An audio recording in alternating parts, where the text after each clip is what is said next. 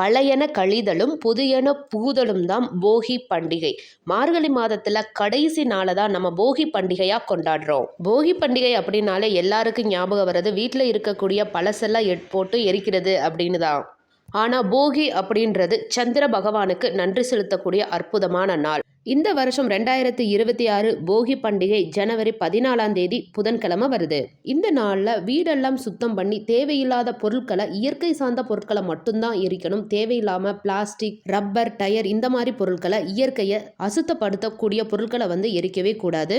அன்னைக்கு வீடுகளில் காப்பு கட்டுவாங்க. காப்பு அப்படின்னா அதில் பல நோய்களை தீர்க்கக்கூடிய மூலிகை செடிகளை கொண்டு தான் காப்பு கட்டுவாங்க. அதில் என்னென்ன செடி இருக்கும் அப்படின்னா வேப்பிலை, மாவிலை, பெரண்டை, ஆவாரம்பூ, தும்பைப்பூ, பூளைப்பூ இதெல்லாம் சேர்த்து வீட்டு வாசலில் கட்டுவாங்க. நோய் எதிர்ப்பு சக்தியை உருவாக்கக்கூடிய ஒரு காப்பு போல இது செயல்படும்.